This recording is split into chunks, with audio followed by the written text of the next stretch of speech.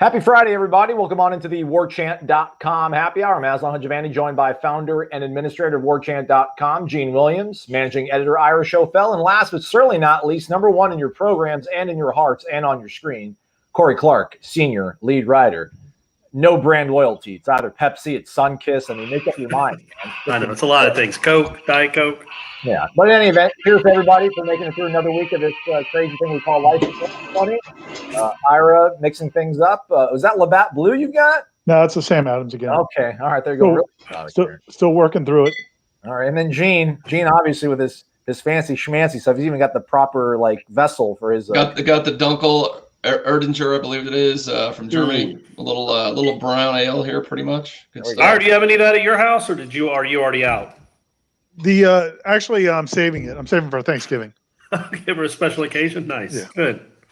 Thick and hearty. We'll take your phone calls here in a little bit, but I guess just to kind of set the table for what's going on currently. Obviously, on Wednesday, Florida State released their schedule, or the ACC released a 10-game conference-only schedule plus one. The SEC followed suit with a 10-game conference-only schedule without a plus one. So the Florida State-Florida rivalry for at least 2020, it seems like it will be on hold. First time they will not be playing since 1958. Corey's dissected it from two different angles, just in terms of what it looks like at first blush, I guess, and then comparing it to what the schedule originally looked like. I guess we can talk about that, but I want to kind of get your thoughts on this, Ira. Maybe you can bail me out and humor me. Corey is paid to humor me on a podcast, but never seems to want to. But the Pac-12 released their schedule, and in week one, they're not wasting any time. I think Arizona plays Arizona State, the Territorial Cup. USC plays UCLA in week one.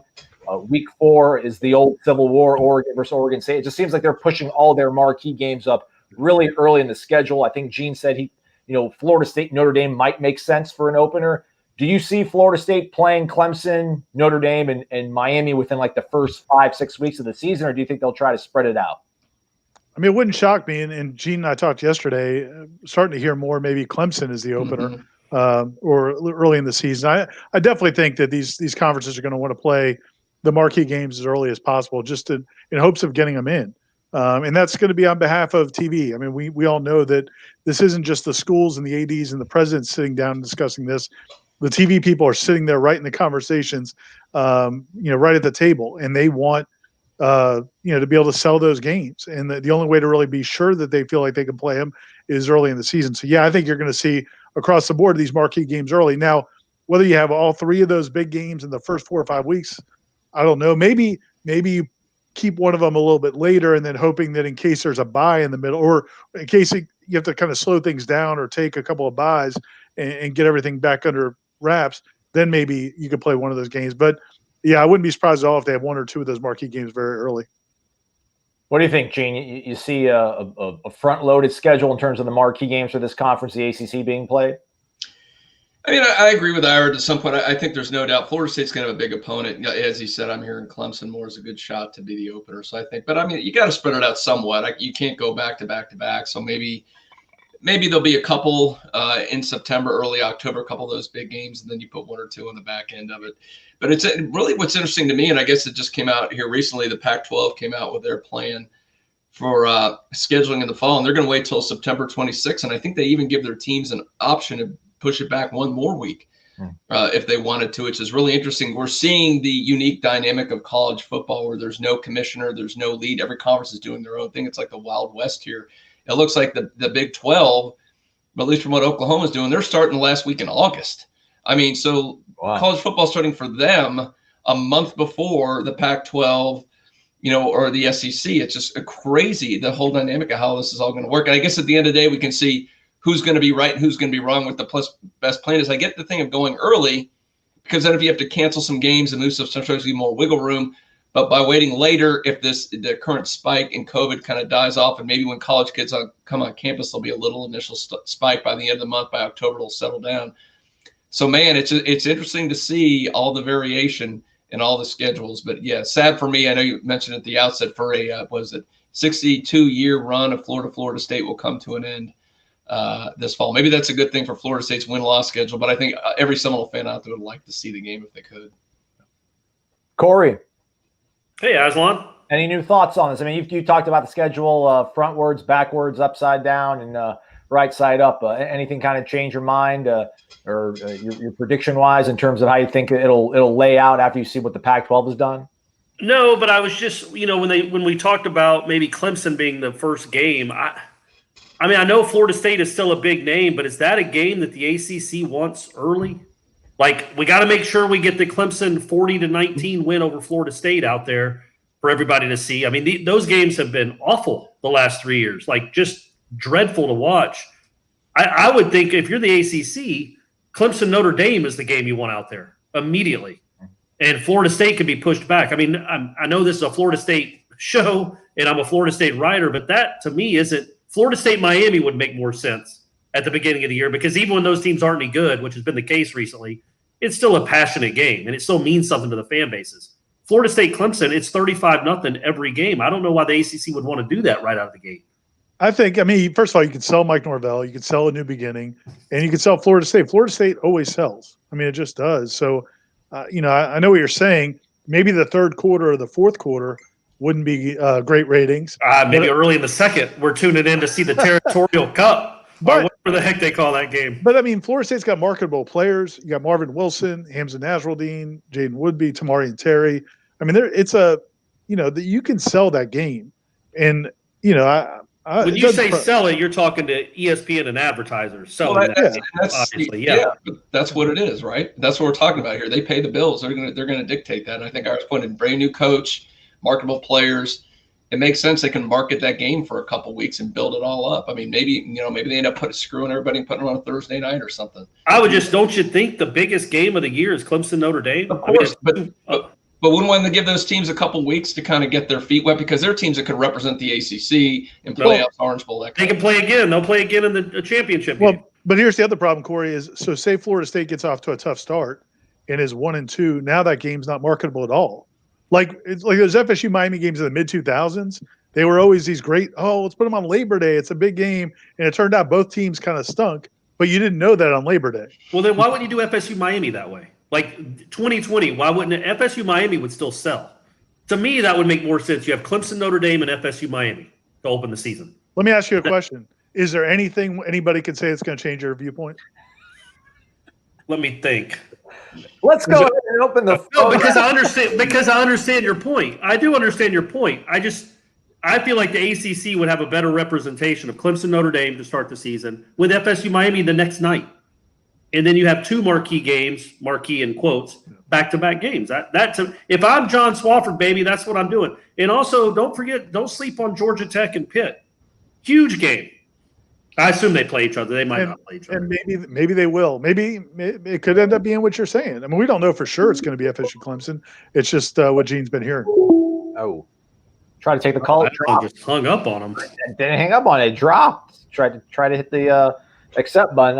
So that does mean the phone lines are open. 850-792-5733. And you don't think Norvell could be like, no, we're good. No, let's not start with them. I think I agree with Corey. I'd take Florida State Miami. I think that should be your week one game. I agree. That's a cakewalk. If I had my say, for just looking at Florida State, if I'm Mike Norvell, I prefer to play I don't want to go out of the gate with a brand new program playing Clemson. That would be a bummer. No, I don't want to do. At least Miami got a fighting chance. At least maybe you keep it close and nothing else. There we go. Welcome on into the warchant.com happy hour. Who do we got? This is Rick from St. Augustine. Hey, Ricky. What's going on in St. Augustine, brother? You batten down the hatches. I haven't even seen what this hurricane is doing with all the schedule stuff coming out. Everything all right? You know what? It's 2020. It's a Category 1. We're going to get through it. All right. I like it. That is good attitude. That's the spirit, man. What's going on, man? What's on your mind? Well, I was listening this morning. You guys were talking about the Florida game and everything, and whether or not we would go back up there again in 2021. And I figure whoever's decision it is, if it's Norvell, could he just tell them, look, you're either coming to Tallahassee in 2021 or we'll see you in 2022 in Tallahassee and we'll take this year off. I think they got to dig they got to dig in on this. I feel like Ira, no, it's that's gonna be a fascinating discussion. I did talk to somebody yesterday evening, and it was also new. I think the ACC was a little surprised with what the SEC did, and especially because schools like Florida State and Clemson, the schools in the conference that really those rivalry games really mattered to, they went to really battle for to get that 11th game. Some ACC schools just wanted to play 10. And FSU and these other schools went after it and tried to get it, the 10+1 model. They got it, and then the SEC decided they didn't want to play it. So it was still kind of raw last night. They didn't have a plan for what they were going to do. I think everybody agrees with you. You don't need to go back to be playing Gainesville 2 years in a row, but it's tricky to just flip-flop those two games. One scenario I've seen some people talk about on the message boards I think makes sense is maybe do a neutral site game next year, and then get back on. Whereas maybe Florida State has more juice in it because they lost their home game. But that's going to be fascinating to see how that plays out. That would actually be really cool, right? In Jacksonville, like the Georgia-Florida game, but Florida State. That'd be awesome. That'd be really neat. Yeah.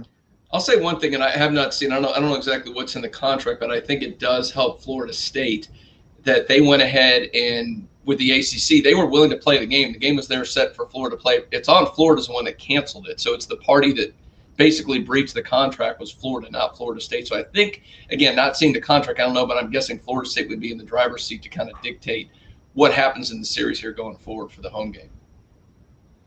Yeah, we don't have the good answer for you, but I do think, to your point, I think that Florida State's certainly going to argue to not just flip it back. Now, we'll go ahead, Corey. I mean, how would you sell it to your fans that you have to go play Florida 2 years in a row in their place? It looks like you're backing down the big bad SEC into Florida. I don't know how Coburn and Thrasher could sell that to the fans and say, yeah, we have to do this. It would make almost every Florida State fan irate if you had to play there 2 times in a row, I would think.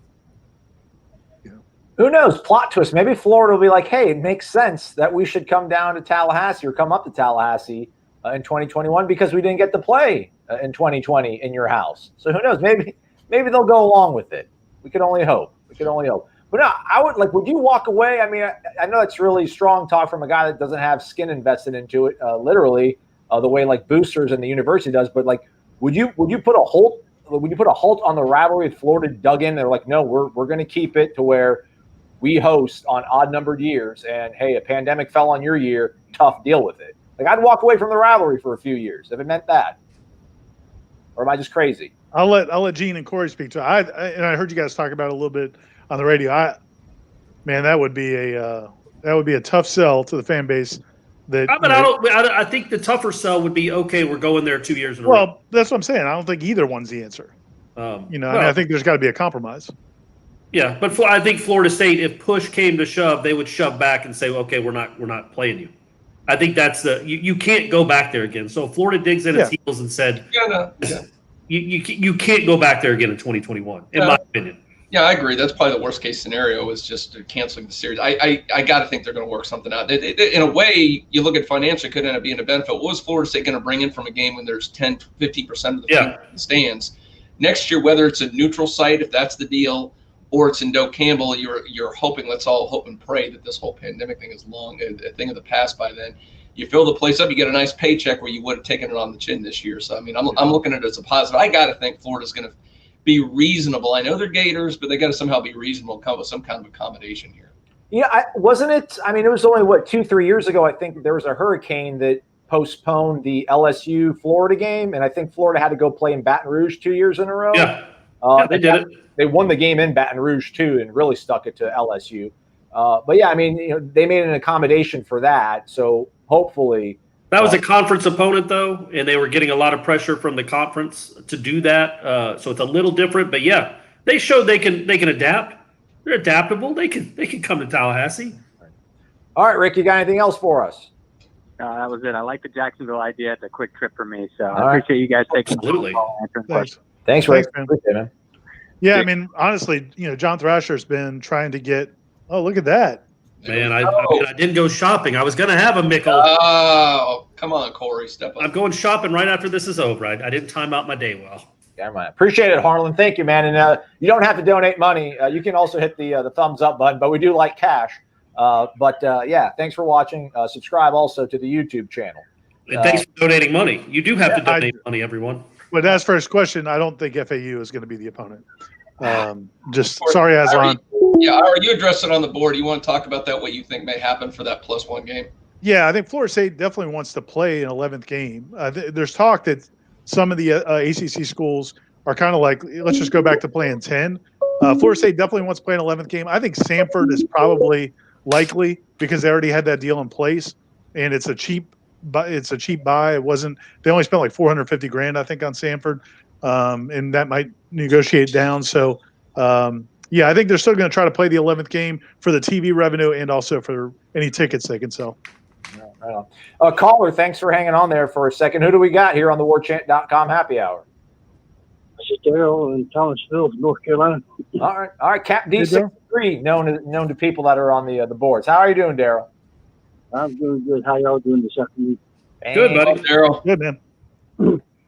I was kind of wondering. I was listening to a podcast this afternoon, and they were talking about since Florida and Florida State pretty much had a a gentleman's agreement about playing the 10-1, that 11th game, in Tallahassee, and since they wasn't going to play it, the conference just go back to the 10th game, just drop that one game and play the 10th game. So would the ACC go back to play 10 games and drop the one? I think we were just talking about that. I think there's a chance some schools in the ACC are going to want to do that because the only reason they were really pushing or going along with the 10+1 is so that they could play these rivalry games. So there's going to be some schools that want to do that, but Florida State definitely wants to play the 11th game. Because not just the tickets they could sell, but also the TV revenue. ESPN and the other television partners want as many games on TV as possible. So they're going to put more money in if you're playing more games. So FSU is going to push for it, but we don't know yet whether or not they're going to play an 11th game or not. Who would you like it to be, Daryl? I mean, it can't be Florida because they're backing out. Is there anybody else out there that you would like to see be that non-conference 11th game? I would say, try to get maybe one of the like Boise State, try to get West Virginia, if you like, because one of them were already on the schedule. Try to see if you could get one of them back on the schedule and have them, maybe get them on a neutral site, because since it has to be played in the state of Florida, maybe try to get them to play like in Jacksonville or Orlando or Tampa or something like that. What y'all think about that? I'd love to see West Virginia back here. I mean, I don't think Boise is going to travel all the way down. They were down here last year in Florida, but man, at West Virginia, they seem like they really want to play that game. And I'm sure there's some, like you said, one of those big cities in the state of Florida would love to host that game, and I'm sure ESPN would desperately like to have that game back. I mean, it's probably easier, as Ira said, to have Samford in here. I don't know logistically if that's possible, but man, I'm sure the fans would be for it for both Morgantown and Tallahassee to have those two teams still be able to play. If it was West Virginia, though, wouldn't you have to play it in Atlanta? Like, you wouldn't want to. You can't. No, by the rule, you have to play in the state of Florida, but you'd have to. Oh, you do. Oh, okay, gotcha. Well, that would make the Peach Bowl. Receipts, TV, and all that. That would make the Peach Bowl very unhappy. Well, to actually take the game they organized and move it to your home state, and they don't get any of the money. They would be pretty upset about that, I think. Well, let me ask you guys this though: like, if you're Mike Norvell, I mean, are you signing up for an 11th FBS team? I mean, come on, like. Can you cut him? Got to open with Clemson. Can you cut him a little slack? Hey, Daryl, thanks for the call, man. We appreciate it. Thank you, buddy. Guys, y'all have a great afternoon, and God bless. There we go. Thanks. Thank you, Daryl. Corey, you got another. It looked like you got another. What was it? Ultra donation there. So is that 3? No, I was just cycling them through. Just letting okay. know. So I mean, you definitely need to drink that next time. We got Harlan. No, yeah, I will. It's coming. By the way, Ray donated like $15 on Wednesday during the recruiting chat. He said he wanted me in a Florida State shirt the next time he saw me. I recorded a video with Corey last night. I was wearing an FSU shirt. So. I got That's one on right. for you. Good job, Aslan. Good job, Ray. Welcome on into the warchant.com happy hour. We got Gene, Ira, Corey, a whole bunch of Florida State fans around the world listening. Who's this? Hello, gentlemen. It's Gator Kirk. What's up? Man, we're starting to wonder. We were worried about you. Corey's sick, man. I'm not going to lie. The first call I that don't came. know what happened earlier. Just went to voicemail. You're right. You're right. He's right. He did call. I mean, we didn't. So he gets credit. He didn't miss the streak. He was still the first caller that came in. All right. The first call that we heard ring, I dumped it because I wanted to keep the streak alive. And then the second one came in, I couldn't do it again. But anyhow, you're here. That's all that matters. What's up? What's going on, G? Nothing much. I wonder if you all have, and I know some of y'all go to the games, so you might not always be able to do it, but if you have any superstitions you have during the games. Like for me, I haven't watched an extra point or a field goal since 2002.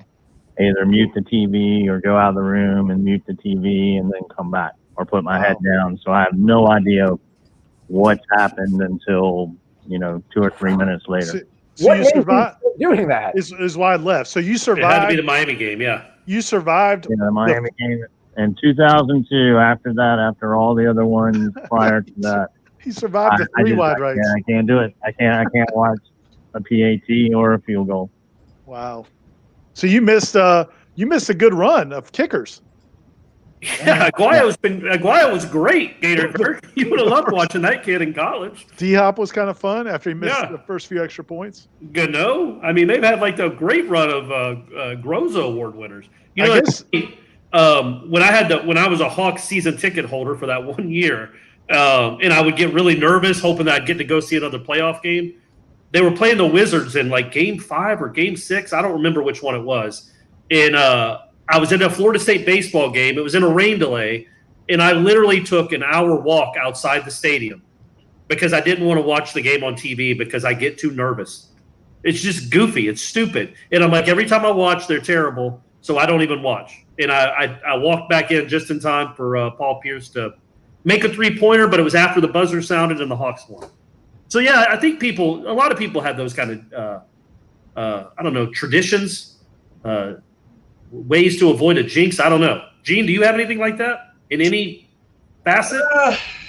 I guess one thing I used to always do is kind of a tradition for a while there when I would start covering. I'd get on the field before the game and then just walk all the way around the field, kind of like a tradition, doing that, a good feel. And then the last time I ever did that was Wake Forest 2006, and then I stopped. For some reason, I just stopped doing it. Yeah, what happened that night? It didn't work so well. I think I walked in the opposite direction that time. Good stuff. Yeah, I used to be real. I can't think of anything on the top of my head, but like, yeah, thereuld be if I got to get a beer and sat in a different seat and something bad happened, it was all right. Everybody back to where we were. Everybody back to their seats. Yep. I went. There was a time, golly, and I had no money back then. But like from 2002 to 6, I would not wear the same shirt if Florida State lost. So it was like it wasn't good for the wallet. I was constantly having to replace my wardrobe. But then I figured out, like in 2013-ish, that when you have really good players, whatever else you do doesn't matter. Yeah, you can take off your shirt. You can take your glasses off. You can go to the movies. It doesn't matter. They're going to win the game. It was amazing. It was an amazing thing.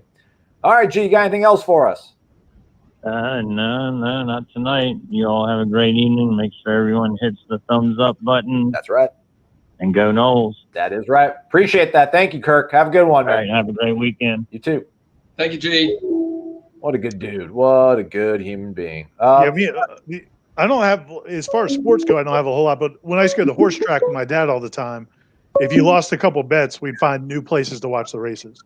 And if you hit if you got a winner, you had to stay in that spot for the next until you lost. Smart. All right, caller. Thanks for hanging there for a second or two. Who we got? Who's this? Where are you calling in from? I'm calling in from Ventura, California. Oh, Ventura, California. Beautiful this time of year. What's your name, bud? This is Zach, by the way. Okay. Formerly from San Diego. I called you guys before, but moved up to Ventura. Probably the only Florida State fan here. Zach Sosa, ZP Sosa, right? Yes, sir. Yes, sir. That's me. All right. Isn't that where Lorenzo Booker's from? That area? I think so. I was here 2 months ago. You haven't met him yet? He's out there. Ask around. Quick question. So, are you guys really signing off on Miami just now? Are you guys really debating if Miami will take us year one with Norvell? After 18, DJ, we were up at half. DJ took the punt home. We were running them at halftime. That's right. That's right. Lost it. 19 got destroyed.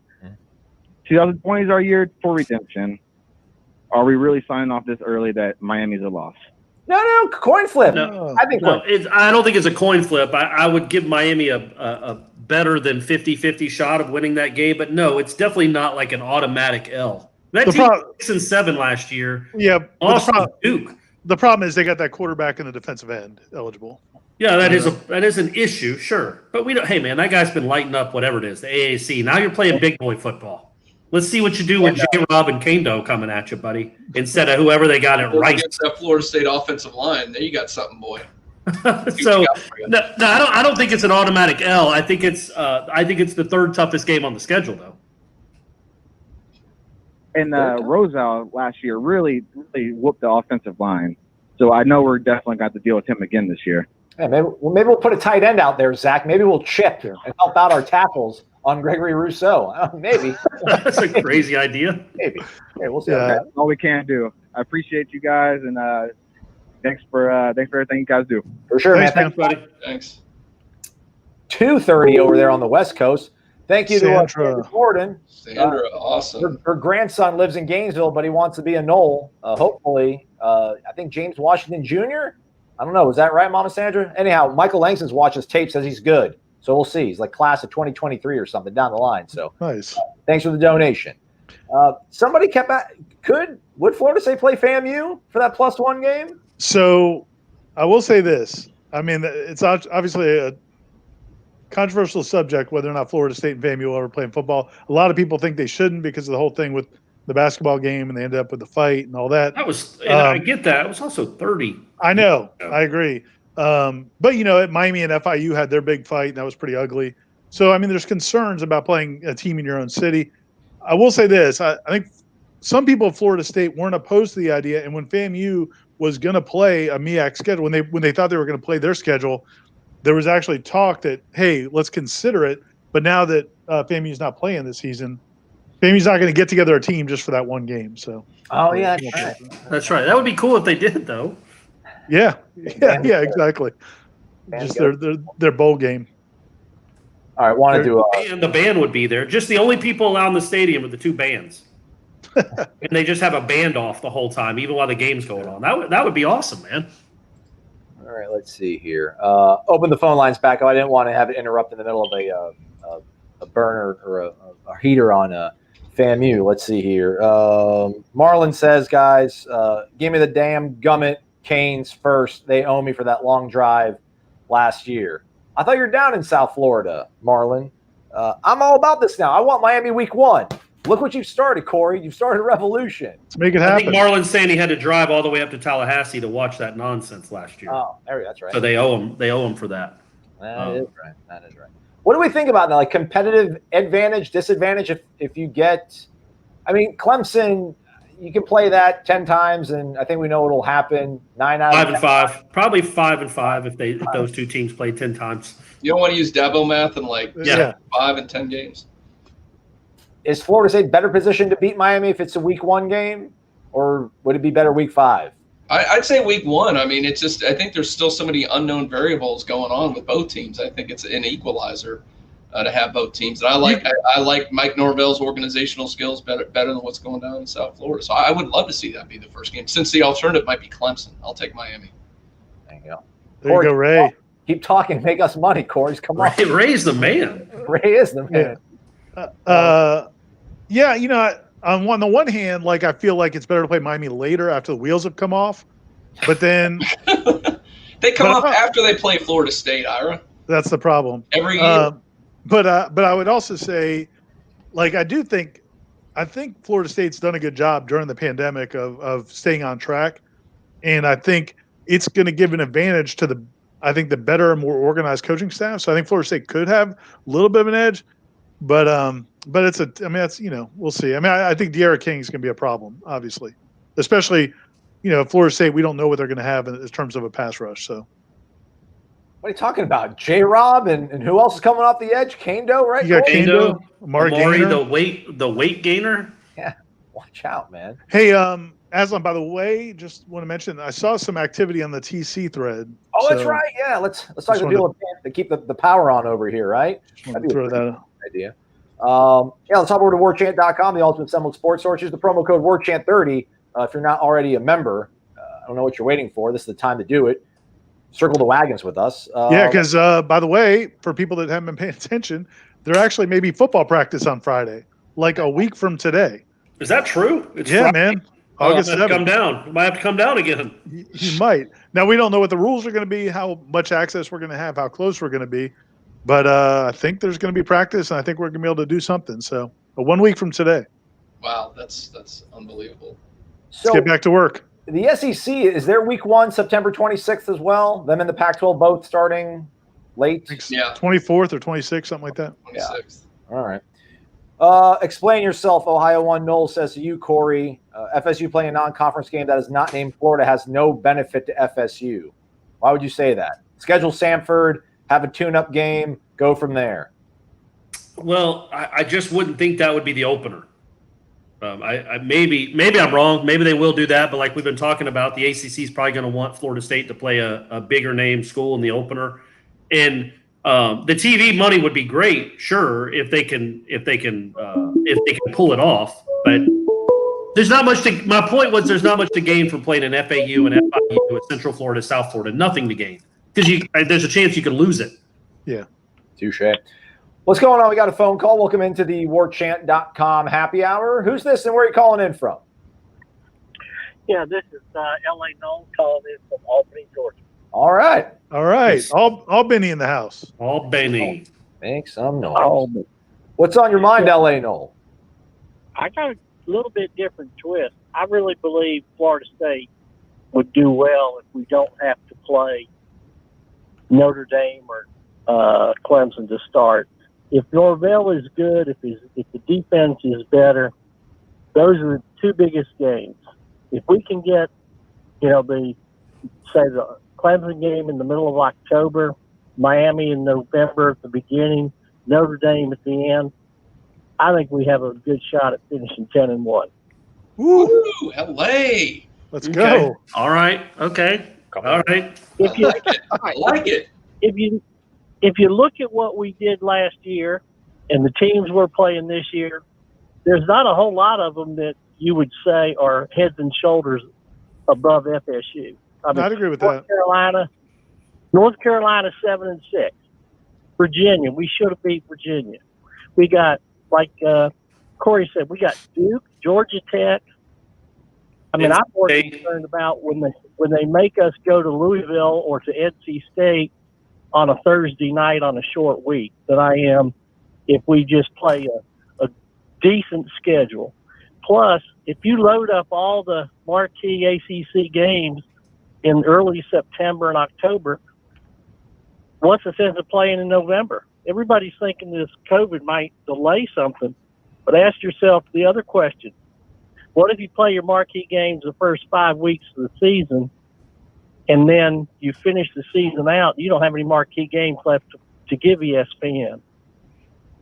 It might be easier for them to pull the plug when all the big time games. I don't know that ESPN's going to be like, we got to get this game played. If it's FSU Pitt, it's the week before Thanksgiving. The nation needs to see this game. I do agree with that. I do think that you want a carrot at the end of the year for TV sponsors, for ad people, for ESPN, for administrators we have to play this game, in my opinion.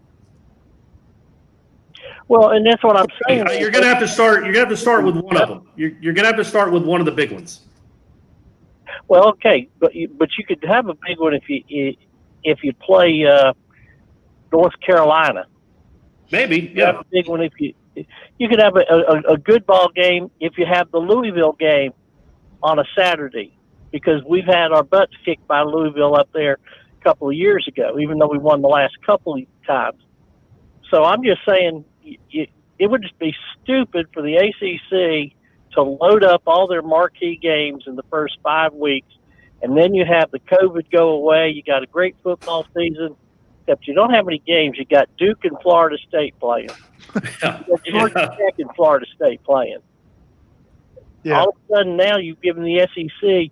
And the other thing, too, is we've got, if these other conferences delay till the end of September, the ACC's got the TV regardless of what the matchups are. He ain't wrong about that, Ira. Yeah. That's true, LA. No. Get a there's jump no on doubt. the competition. I mean, how about old Ninja Swafford there? Jumping out in Yeah. front of it. Yeah, there's no doubt. I mean, the month of September, the ACC is going to own it, assuming they can play, assuming that there's not a huge spike when kids come back to campus. I get what you're saying. I have 100% agree with you. If it was Florida State's decision, I get what you're saying. That there should be the ACC should see it that way as well, and they might. I don't think they're going to front load all of those big games, but I do feel like they're going to front load at least 2 big games early in the season, maybe like in the first 4 or 5 weeks, to just make sure they get that money. But you make a good argument, no doubt. Appreciate Well, it. and the other thing is about superstitions.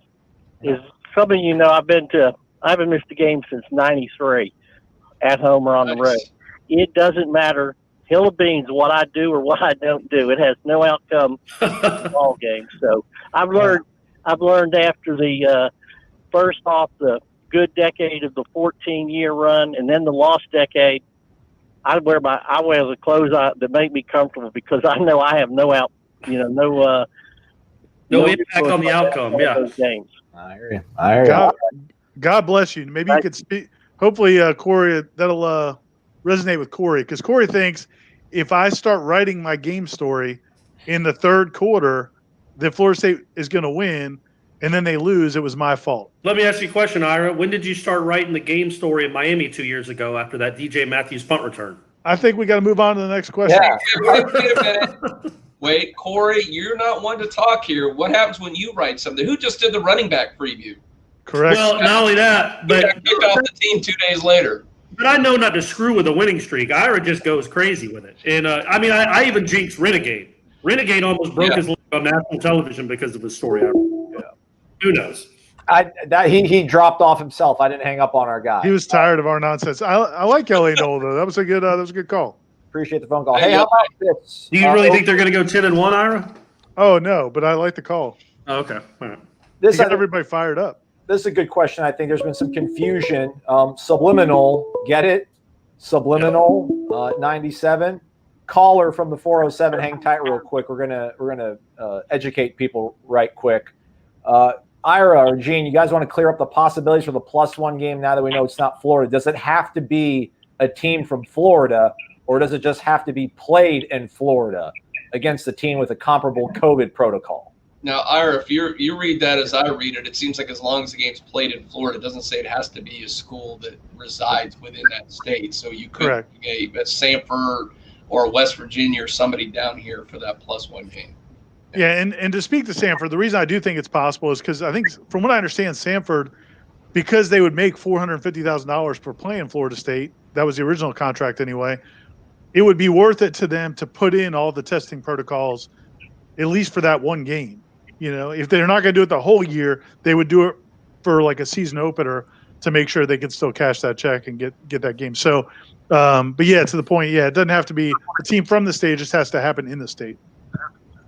All right, caller, thanks for hanging tight. Who's this, and where are you calling in from?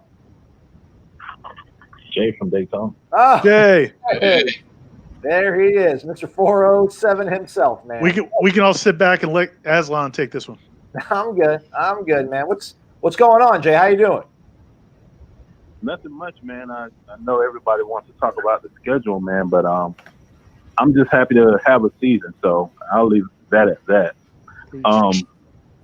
The question I have is, Aslan would probably say it's more for Michael Langston, but I want to get you guys' take on it. Yeah, go ahead. Ask us a recruiting question. Bring it. We love them. Well, it's not a recruiting question, but I did want to know, like, when you go after 4- and 5-star recruits, like, do you guys think that makes you less effective in evaluating the lower star rated recruits? And the reason why I asked this is somebody sent me some film of this kid, Trey Lance. I don't know if you guys ever heard of him, but he's like a red shirt freshman quarterback at North Dakota. And the kid looks phenomenal. And he won like every award last year. Had like 2,800 yards passing, 1,100 yards rushing, no interception. national championship. And, you know, Florida State fans would say, hey, he's not Florida State caliber. So I'm kind of at a loss because I want to know, like, what is Florida State caliber? Because I hear this so much. And with that kid, Trey Lance, they have him going first round next year with Trevor Lawrence and Justin Fields. And, like, you know, people would say, oh, well, he played for North Dakota State, so he didn't play, you know, FBS competition or FBS competition. But, like, guys, we almost lost to Stanford in 2018 and then Louisiana Monroe. And, like, Peter Warwick's nephew had over 200 yards receiving on us. So it's like, and I mean, help me out, guys. All right, well, help me try to figure this thing out. So by pursuing higher ranked quarterbacks, it affects their ability to properly look at other quarterbacks that might not be ranked as highly. Is that what you're trying to say? Right. So, for example, if me and you are the recruiting coordinators for Florida State, and Did we just lose them? Should, Oh, there we go. Jay, you hear me, guys? Come on. Now we can. Pull through. Come on. You finish strong. The Seabreeze way. And we are the recruiting coordinators for Florida State, and we only recruit. And we only recruit. Star.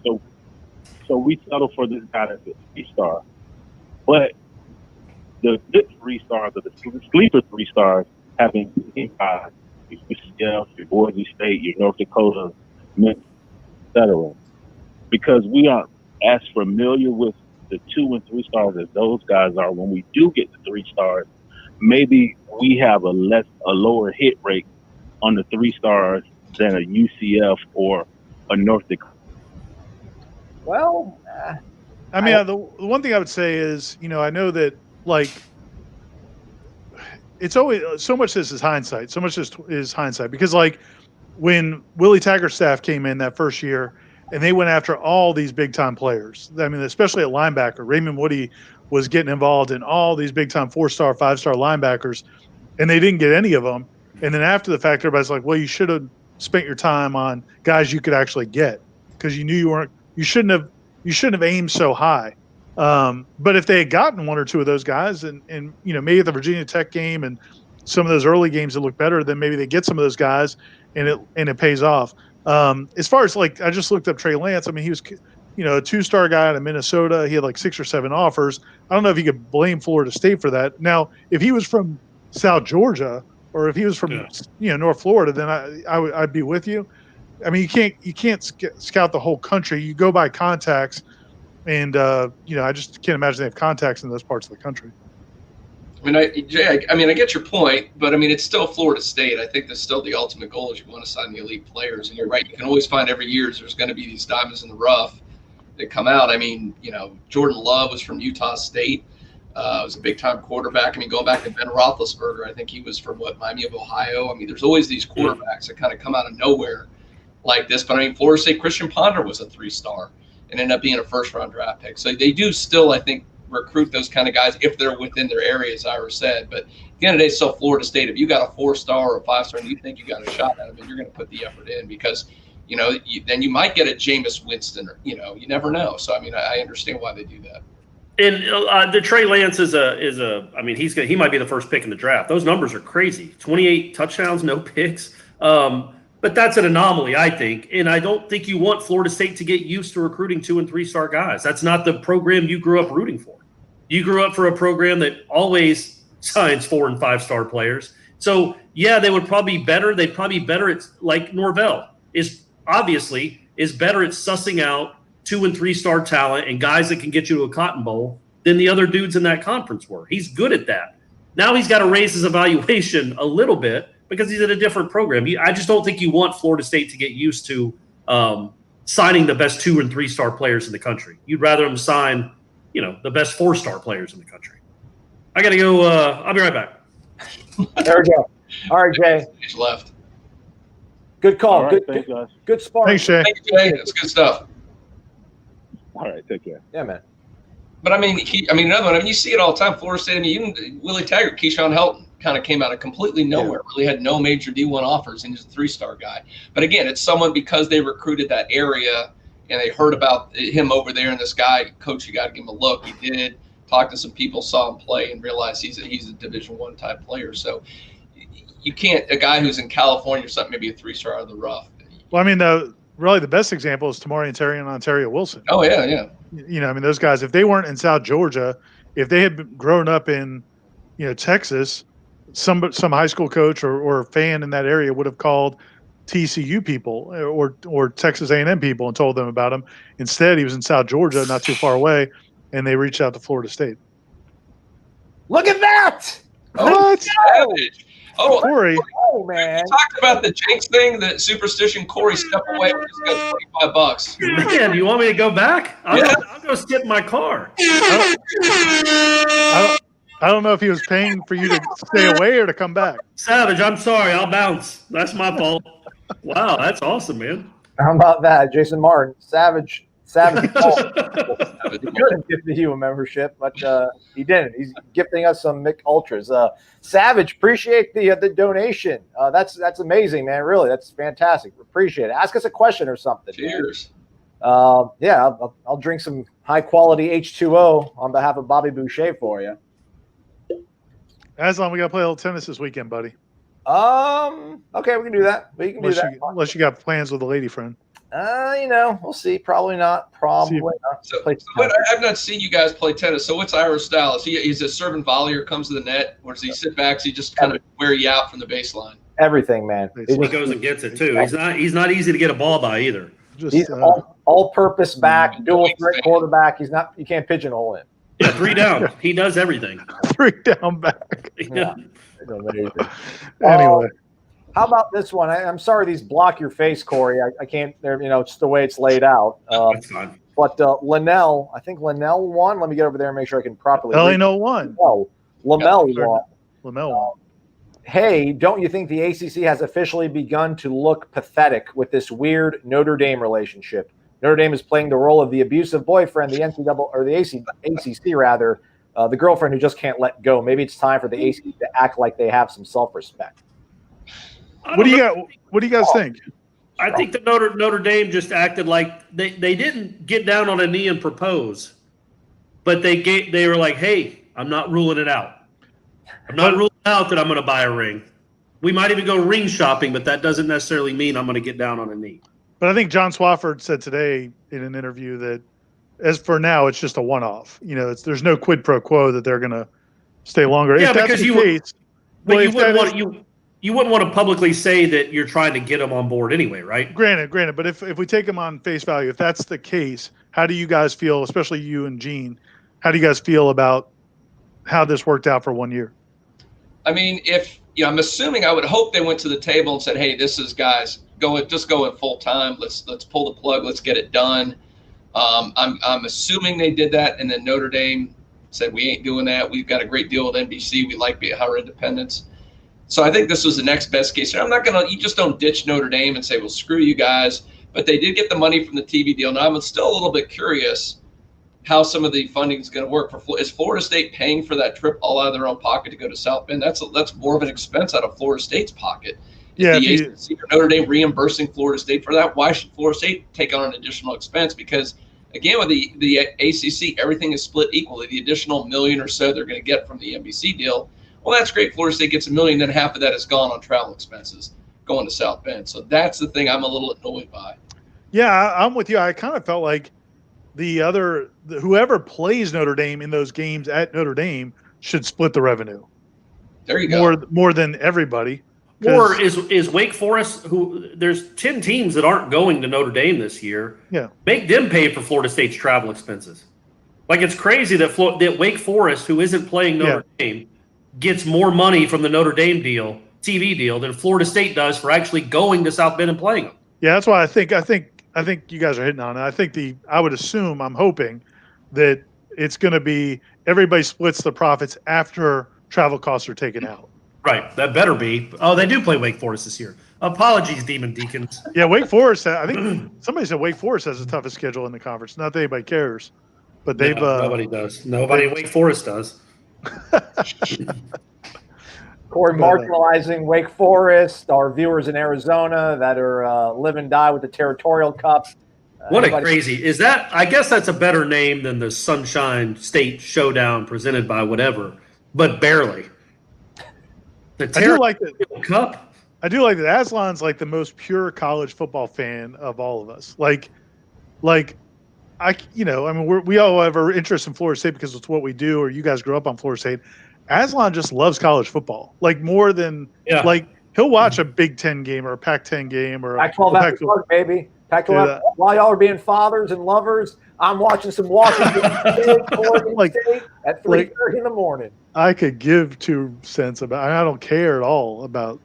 Yeah. Aslan knows who has Paul Bunyan's axe right now, I bet.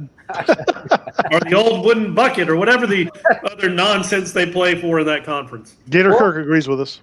Well, when I was in college, the NCAA football games were still available like on Xbox and PlayStation, and my roommates, we would play like all those rivalry games, a battle for the Golden Shillelagh. Like one of us would be one of us would be Southern Cal.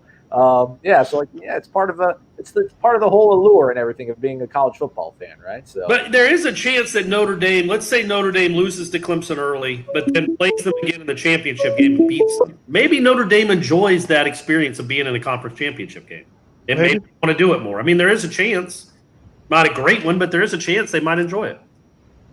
We lost the call. I think I need to pretty much stay on the call screen. Like I got 6 screens I'm trying to navigate between. I think I need to stay on the call screen so we can actually take phone calls. But we need to do a behind the scenes on how you actually run this show. Like what's happening? Like behind Aslan to show what he's doing, how he works. That'll be the 5th feed. Yeah, what's on your computer right now? Landing a lunar module. Oh, there we go. There it goes. Hey, there we go. Welcome on in to the warchant.com happy hour. Who's this and where are you calling us from? It's Jeremy from South Florida, and it was harder to get into this call tonight than ever would be Feinbaum. Nice. We're bigger than Feinbaum, of course. Wow. What's going on, was Jeremy? Almost over. Jeremy. How you doing, Ira? Good, man. Good. Glad you got through. Oh, yeah, that's right. 21 years of marital bliss for Ira and his lovely bride. Congrats, that's right. Thanks. Appreciate it. She's Is the AC? Does FSU have any say in their scheduling now, or they have to just grin and bear it? I mean, the way traditionally it works is the ACC puts together a schedule, and then they send it to the schools, and the schools get 2 or 3. Every school gets to put in some requests, like, hey, we don't want to play at noon in September, or we don't want to play 3 home games in September, whatever. You put in a few requests, they try to meet them, they send them out, and then you get kind of 1 or 2 refusals, like we say, that doesn't work for us. Can you try this? Can you try that? That's normally how it works. But I don't know, Gene, I don't know if it's going to work that way this time because there's such a time crunch. Usually it goes on for weeks or months. I get it. They're probably giving them a couple days to be able to work this out because I would imagine with playing, they got to come up with this stuff probably by next week. I would think we'd have a schedule out, right? You got to sell tickets. And then if you do get that objection or two to Corey's point, Corey, if you're David Coburn and that they come out and they go, you're opening Thursday night against Clemson, is that your objection? Are you saying, no, we're not doing that? Is that the one thing you would say, I don't want to do that? I would say we're not playing Clemson, period. we're tired of this. What are they doing up there? Well, wait. But yes. To me, that would be my biggest objection is Clemson's on the schedule right away. Notre Dame to start out. You don't want one of those. You also, I don't think noon games are going to be that big a deal anymore, only because you're theoretically not going to have a lot of fans there to complain about it. But I think the actual times won't matter nearly as much this year is the layout of the schedule. You don't want to play Clemson, Notre Dame back to back. You just don't. So you ask for a favor. But it's not like jury selection, right? You can't just strike. You avoid air. You suggest, but you can't strike what they've decided to do. Usually they work with them a little bit. A school like Florida State is going to get preference on 1 or 2. Oh, look at Ira. Ira's gone. But, it's not. I'm back now. You lost. Okay, good. Okay. I'm back now. But Florida State's going to get 1 or 2 things that they really want, and then they got to decide what they really care about. But Corey said, times don't matter as much this year or the number of home games early in the year. That's been a big topic that's been a big topic the last couple of years, is not wanting so many games in September, home games. Well, all of you, thank you so much. You guys are the best. Have a great weekend. Go Knowles. Like on YouTube. Rate and review War Chant. That's right. Thanks, right. Jeremy. J-Bone. Good weekend. Take care. Is our Jeremy the best Jeremy? Gotta be the best Jeremy. Yeah. I mean, Definitely better than the guy from the Pearl Jam. I was thinking Pearl Jam. I was thinking, That dude if we was. get nailed by YouTube's bot, I'd love Aslan to cue that up every time Jeremy calls.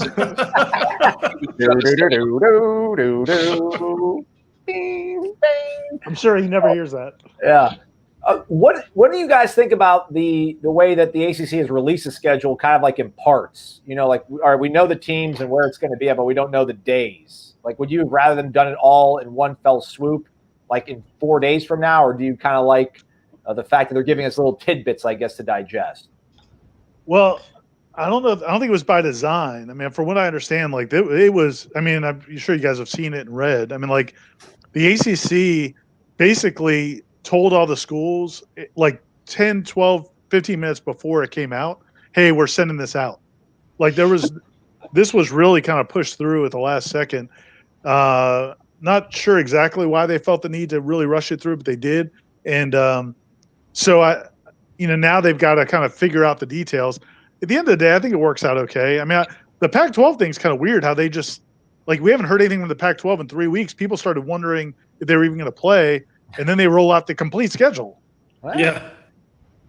Well, I thought the Pac-12 said they were going to do conference only, I think, right around the time that the Big Ten did, right? They did, but people were starting to wonder.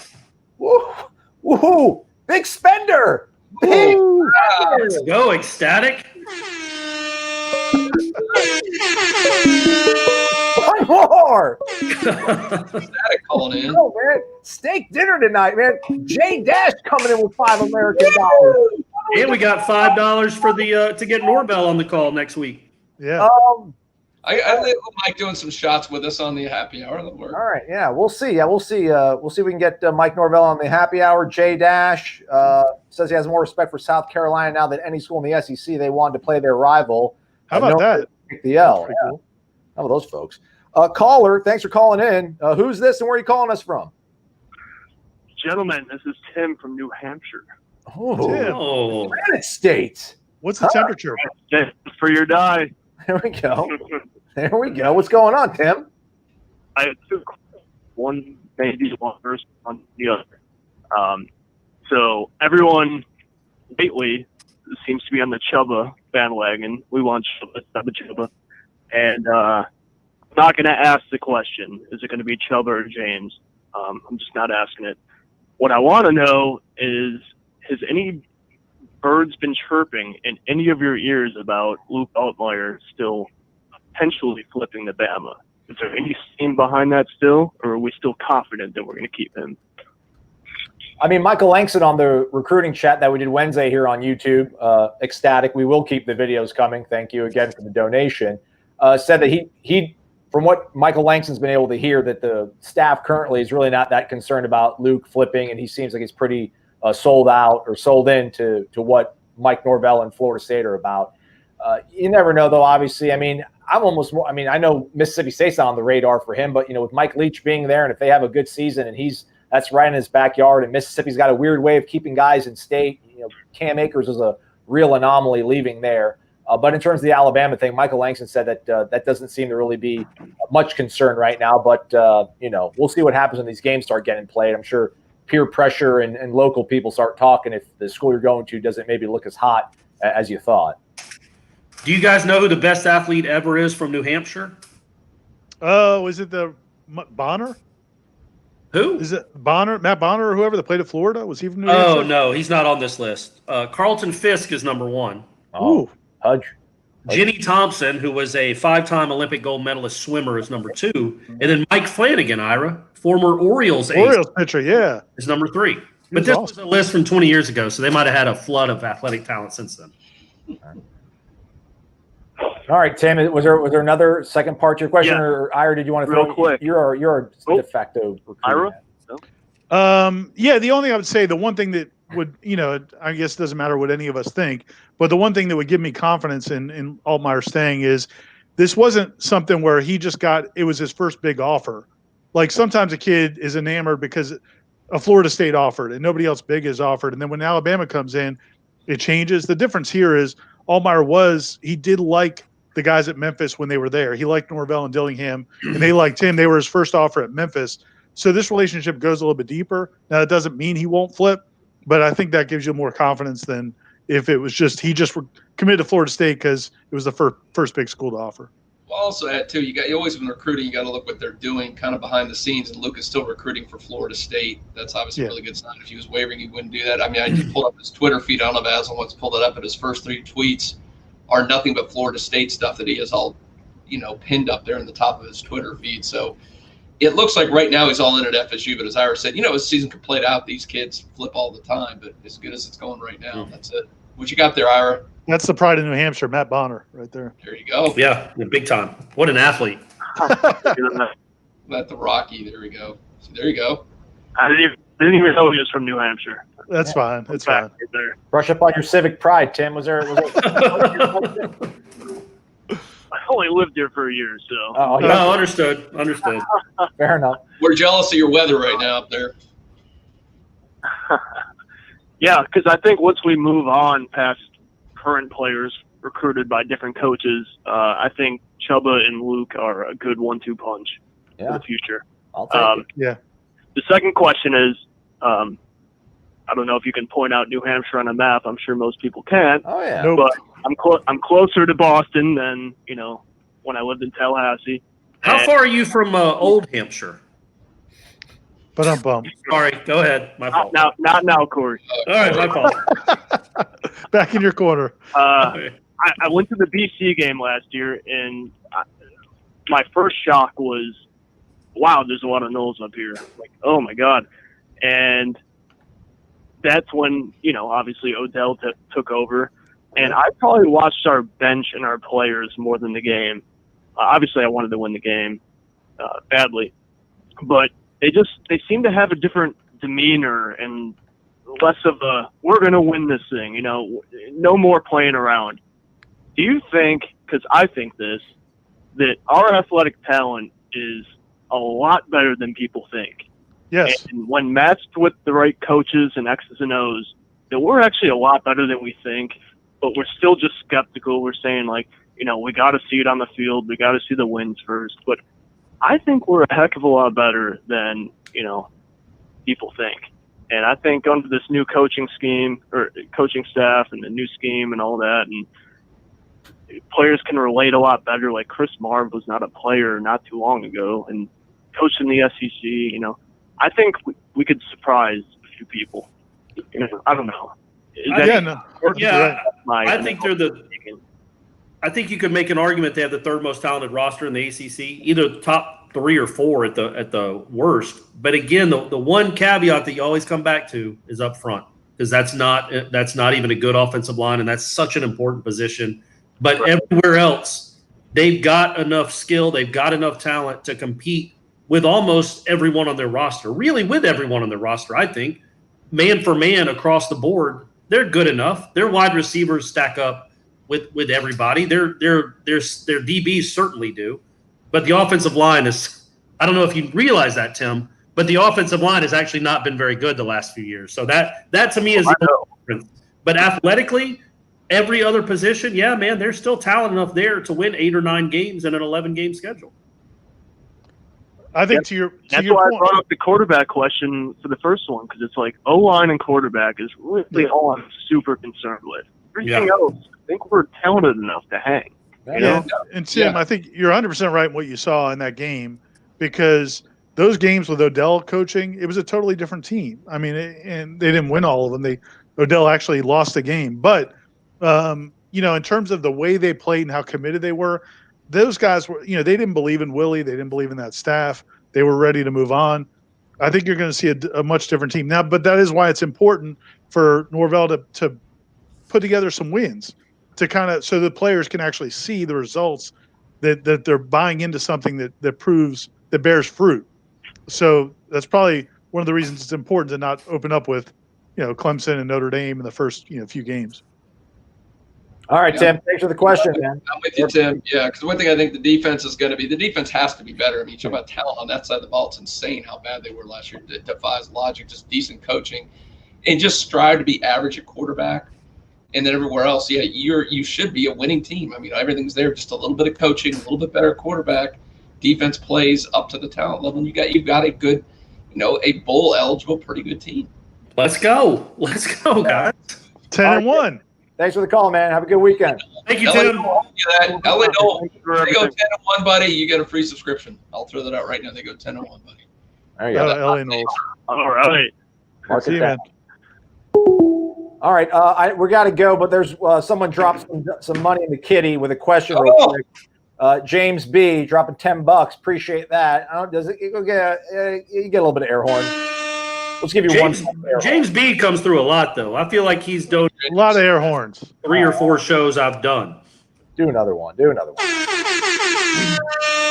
we're going to come up with a Hall of Fame for these guys, aren't we, Aslan? We got to start. Yeah. We're keeping tabs. There's going to be a scoreboard. We're going to all these dollars. What do we know about ticket distribution? How bad are season ticket holders going to get messed up? I think we'll start to Gene on this one. Oh, thanks, Ira. Pass the buck on that. The answer is we don't know the answer yet. I do think some of the models we've seen where they are giving a small percentage, and I would imagine the booster is going to do it through your booster priority, whether that is cut off at 15,000, 10,000, 20,000, whatever it's going to be. So I would talk to your booster rep. I don't know what your booster contribution is, but I would imagine it would be dictated by that. That's the easiest thing they got to do because we said it's got all this stuff's going to happen pretty fast, and that's probably the easiest way to do it. So at this point, I don't know what that cutoff is going to be. It does seem like most schools are shooting for some level of fans to be in the stands instead of no fans at all. So, you got a shot, but it's probably going to be a pretty penny. I think last year. I think they had somewhere 20-something thousand season tickets. The max they can sell, I think, is like 40 or 45,000 season tickets, but last year it was in the 20s. So if they only allow 15 to 20,000 people in the stands, then everybody that's a returning season ticket holder may not be able to get a seat. I think Gene's right. For Silver Chief, you're good. You're set. You're going to get tickets. And they may open it to where if you may have to get to a higher level to get it. But some people also may not want to go because some people, because of health concerns, may not want to be in the stadium. So it's all to be determined. But that's why I think first thing first, they got to come up with the dates and the actual schedule. That should be coming in the next few days. And then they'll, I'm sure within the next week or two, you guys will hear about tickets. And Savage Knoll, for some reason, threw $5 at our face again. So I think he really was 30. I think it's up to an even 30 on the day. Savage is on a heater. $24.99. $24.99. $4.99. Look at that. Appreciate it. Good work, Savage. That'll get you some ultra glory. Savage, James, Ecstatic, J-Dash, 7 Toms. Where's my guy Ray? Pull up Ray one more time. Give Ray some love. I think it was 2. I can't scroll up high enough, but Ray did as well. Everyone who donated, everyone who watched. If you could hit the thumbs up button on your way out, we'd appreciate that too. Stay connected to warchant.com. Lots of good stuff coming up on the side, I imagine. Right, Ira? Yeah, without question. We'll have some more recruiting stuff coming up this weekend, hot board stuff. And then I'll also have my next installment in the series that will never end. And it's going to be breaking down how Florida State was able to practice or do the voluntary workouts on June 1st when most schools across the country were not able to start working out at that point. There we go. For Gene, Ira, and Corey, I'm Aslan. Thanks for watching. Have a great weekend, everybody.